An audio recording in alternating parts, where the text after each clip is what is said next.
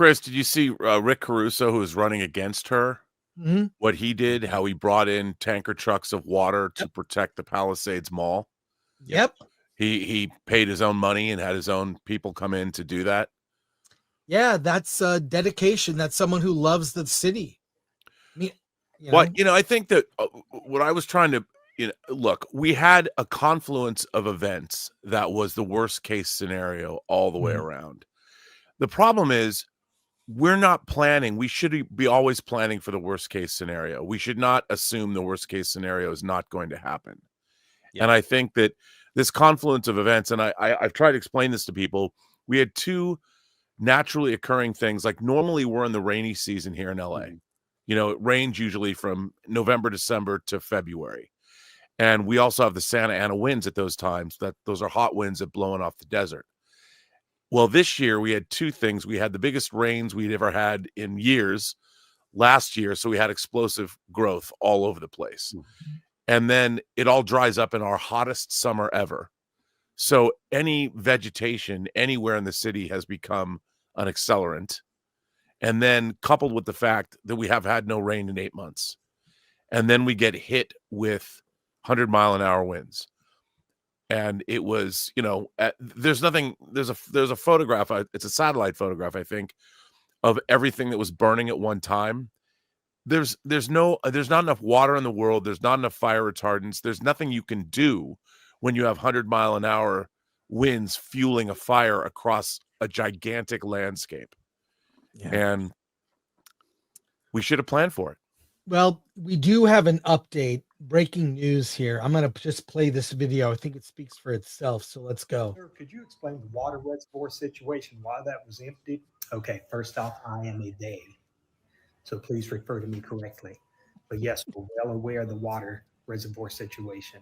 Earlier in the summer, streams were rerouted to protect endangered salamanders into the Pacific Ocean so that they didn't have to swim in waters that were too warm for them. We're well aware of that situation. What about this situation with Mexican firefighters coming out? Yes, fire people that are coming from the country of Mexico, yes, are coming to help us with this uncontrollable fire situation. Where's the funding going to come from? We'll probably use money from our unhoused budget to help fund those fire people that are coming. George played this, thought it was real. Yeah, this can't be real. No, this is very fake. Yeah. Whatever we're doing, we're gonna make sure that it's diverse. The problem is everything Robert just said. Yeah, but also there's DEI hires that didn't refill the 3 fucking 1 million gallon tanks. We could have mitigated some of it. That being said, everything Robert just said is true. It was there's the clip that's going around of the Rogan talking about the firefighter he talked to. They said one day it's going to be the perfect mixture of wind, blah blah blah. It's going to burn through right to the ocean. We're not going to be able to do shit. Right. But still, it doesn't look good to run out of all the things, and you see the people, and it's a horrible. Everything that could have gone wrong went wrong. But they should have been ready for this because wildfires are something that happens in California regularly. I mean, like hearing a wildfire in California, forest management all the time. All the every time. year. It to me, I equate it to this. It would be like not being prepared for an earthquake. Like we get earthquakes, and maybe we're not going to get that 7.0, but we damn sure better be ready for a 7.0 because we know one day we're going to get hit with a 7.0. I don't think I've ever had a 7.0 in my lifetime. I don't know I think the biggest was like maybe the Northridge. I've been through an 8. Oh wow, shit. Yeah. So to me, you got to be ready for the worst. You have to be prepared for the worst because you never know when the worst is going to get here. And if you know this is an inevitability, get ready for it. We should have been over prepared. We should have been like cover everything. Mitigation. The fact that they mitigation. Terrible, there was the forest management. Why were we rerouting water to save a fucking smelt fish or whatever? You know what I'm saying? There's just a lot of little things that could have added to something bigger. Yeah. To help mitigate a horrible thing. The other thing is that fires need fuel, and often that fuel is dead trees and brush. And if you could get rid of half that fuel, you're in a better shape than you are now. And you could. That's what the issue is. The damage. Clean the forests. You need to clean your forests. Environmentalists did 4 decades ago. That's what they were out there doing. They were cleaning the brush. That's what they actually knew what the cause and effect would be. But today, they're not thinking about solving problems. They're thinking about, oh, this is going to be our cottage industry for the next little quarter. That's where we're going to get the funding. Because if you wanted to funnel water to California and save the smelt, there's a way to do that. It's not impossible. It's been done in other countries, other states, other counties. They know how to do this stuff. But for some reason, California doesn't really rely on problem solving. They just throw money at problems and they go away. Ironically, that's what the Chautauqua people did in Los Angeles when they. I would like to acknowledge the fact that we are on Chautauqua land. You do a land acknowledgement. Yeah. Thank you. Now, I'm not sure if this is AI or not, but this kind of illustrates a lot of what has been going on. It also didn't help. She had a smirk on her face, and Gavin had a smirk. It was very reminiscent of the Kamala laugh, giggle. I think that's a permanent thing. Like, she's got the Joker. She's just got like this permanent smile affixed to her face, and she can't do anything about it. But it doesn't look good at all. It just seems like a very unserious person. What's this? I gotta play this. This relates to what you just did. Over the course of the next several years, Los Angeles will be host to the World Cup, and then the Super Bowl, and then the Olympics. Rebuilding effort needing to take place. Is LA going to be ready for all of those global events?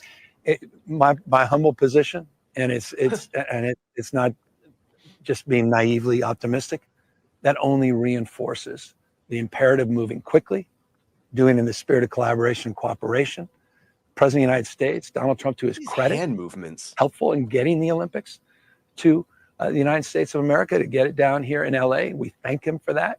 This is an opportunity for him to shine, for this country to shine, for California and this community to shine. The opportunity with all of that and all that opportunity and that pride and spirit that comes from not just hosting those 3 iconic games and venues, but also the opportunity, I think, to rebuild at the same time. And that's why we're already organizing a Marshall Plan. We already have a team of looking and reimagining LA 2.0, and we're making sure everyone's included, not just the folks on the coast, people here that were ravaged by this disaster. You just said you're organizing a Marshall Plan. Sorry, just the fact that that this event now allows us to rebuild LA.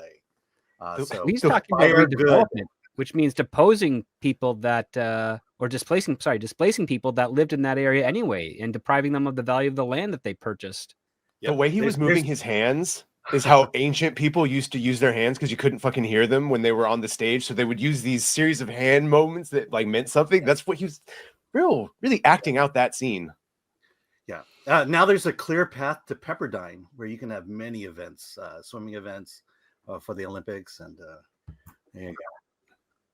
Dante is here. Hey, Dante. Oh, I'm sorry. Yeah. How's it going, guys? How are you doing? And just if you give us your update. Well, I can finally breathe again. I mean, that's kind of cool. No, you know what? Honestly, man, it's. I guess we should be used to these fires by now. I mean, it's California, but surprisingly not. You know, our leadership still doesn't understand how to handle these things, which is weird to me, considering we have a fire every year. You know, like houses burn every year, but yet we don't know how to handle it. We're not prepared for this kind of emergency. I'm like, okay, you know, there's 2 things California is known for. Well, many things, but mainly 2: earthquakes and fires. We should be prepared for these things.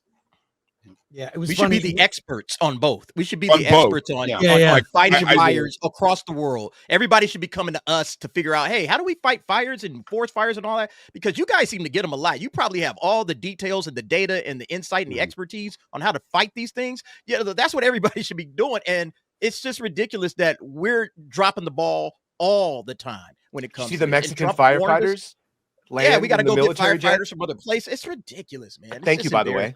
Yeah, and honestly, you know, I feel grateful because obviously, you know, I'm still alive. I didn't lose anything in the fire because the fires never reached downtown LA. So I'm grateful for that. But you know, I do have friends. I have like 4 friends who lost their homes. You know, and these aren't rich.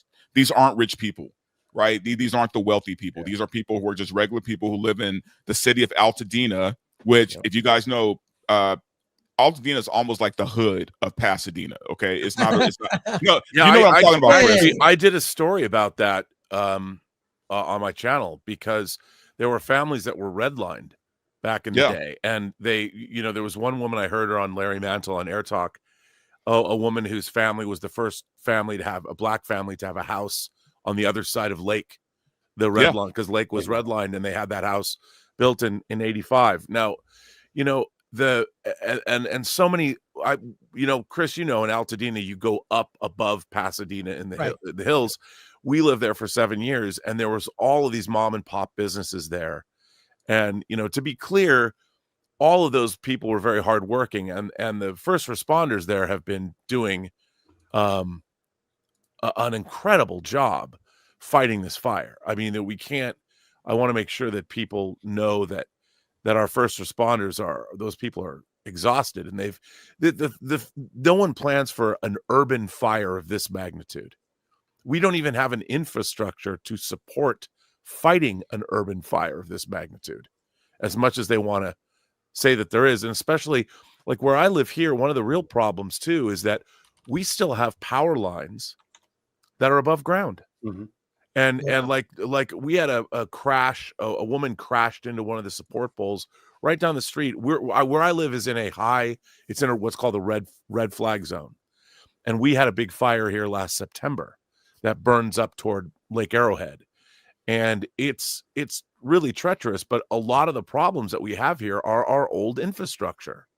Yeah. And you saw transformers blowing up. You saw sparking, causing foliage to catch on fire.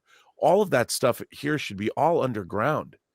And we've never taken the time or paid the money to do that. Well, a couple things I want to get out there is, one, climate change, I think is debatable. I'll just say that it's debatable, but climate change cannot be the excuse for politicians to not prep. And the silver lining after all this is, I think that Gavin Newsom's national political aspirations are dead. Here is a statement. This is just out. Hi, my name is Gavin Newsom, and I just wanted to let you know that I'm the useless piece of shit responsible for your home burning down. So just keep giving me your insanely high taxes and keep voting Democrat so I can keep burning this motherfucking place to the ground. Thank you. Hi, my name is it's AI because he's only using one hand to talk. Right. Yeah. Hey Gary, what's up?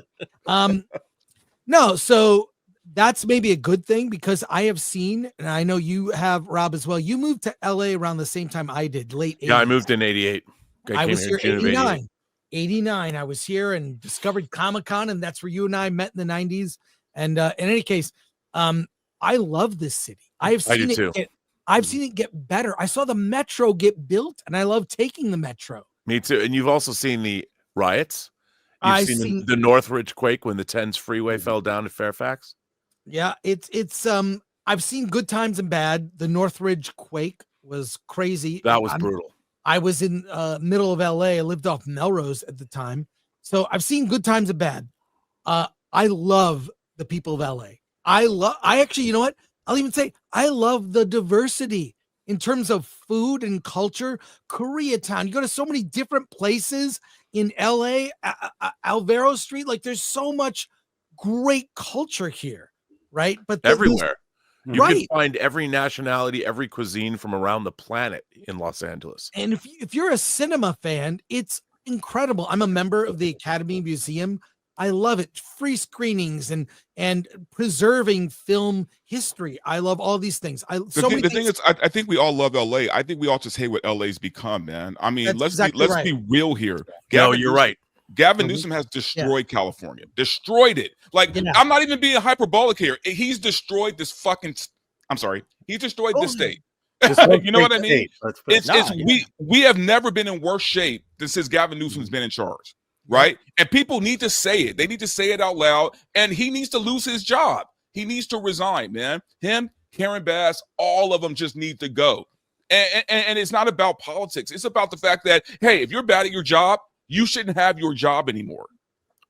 Well, I mean, it begins. Look at the homeless problem that has exploded in San Diego, LA, and especially San Francisco over the last 15 years. It disappeared when he wanted it to. When Xi Jinping came about, well, it's just insane. They haven't stopped any of these underlying problems. One of the biggest problems about living in California is that, okay, well, the taxpayers will pass low-income housing. We'll allow for billions of dollars to be put aside for low-income housing. But then each one of those low-income housing units costs $800,000 to build because everybody's getting a taste. All the politics and the bureaucracy, when you're doing low-income housing, that means everybody pulls together and you don't make your rate. You're making low-income housing for homeless people. And we're not taking care of our addicts. We're not taking care of mentally ill people because none of that turns a profit. And so all of these things, infrastructure, yeah, I'm sure people can make money on it, but our infrastructure needs to be completely revamped. And that's what the taxpayers are paying for.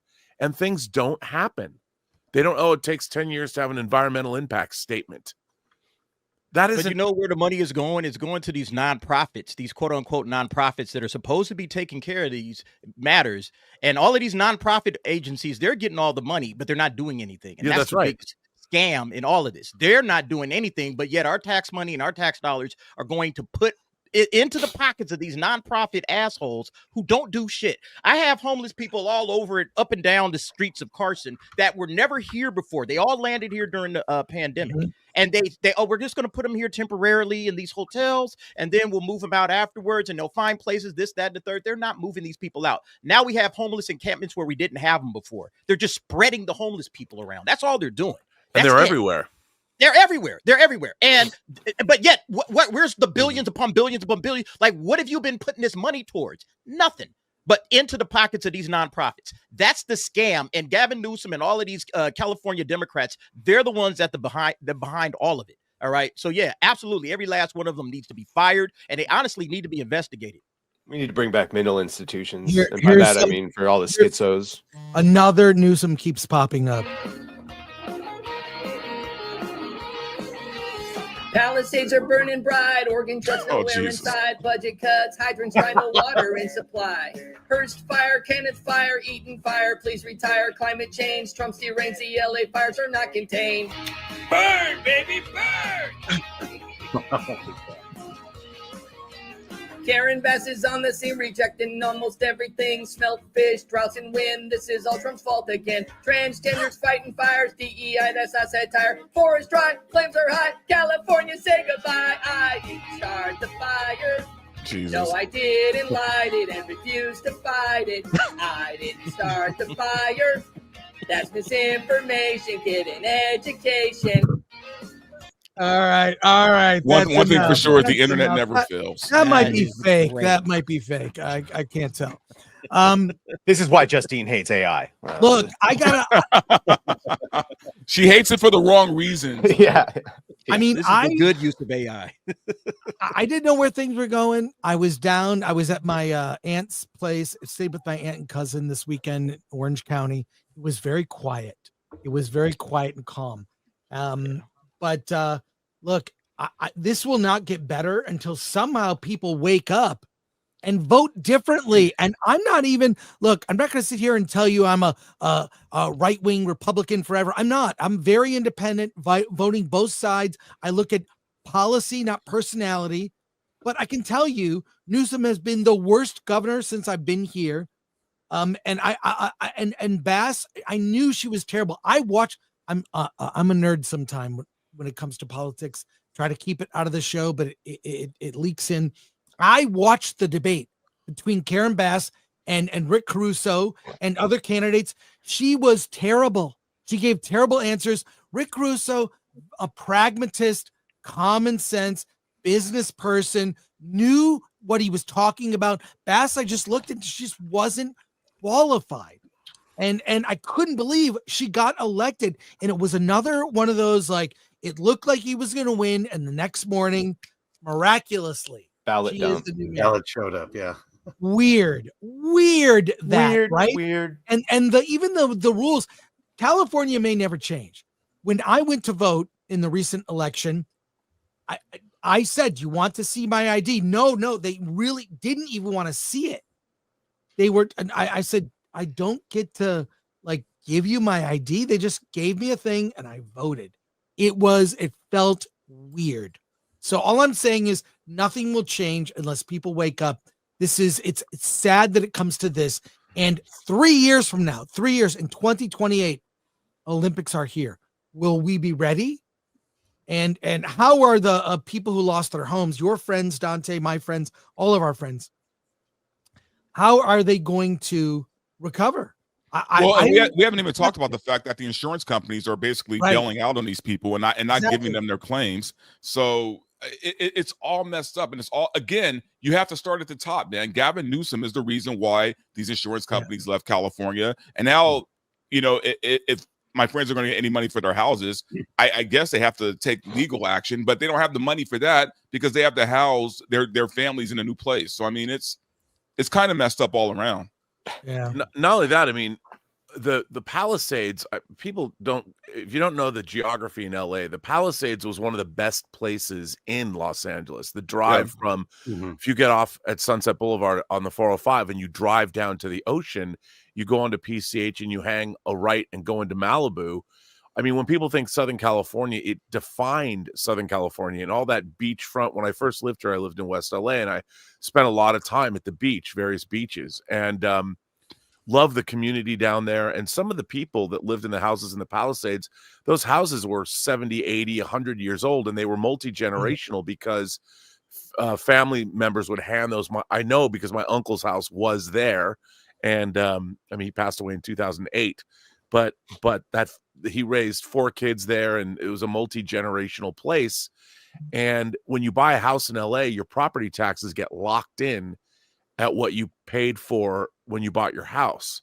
So a lot of those homes, do you think the city or the state's not going to suddenly jack up the property taxes enormously? It's not just going to be getting your money back on your home if you can, but then they're going to come in and they're going to say, nope, you don't get to keep, you know, you want to build a new house here, your property taxes change. Well, red pill people. And I already heard that the snakes are already sniffing, man. Like they're offering people like basically half of what their property is worth right now, just so that they have some kind of money. And the fact that they're even legally able to do that is ridiculous. Yeah, and these are investors, real estate investors. They're not people. They're not family. Right. Well, I mean, that and that it's too bad because that whole section was one of the most beautiful parts of the entire city, and it's completely gone.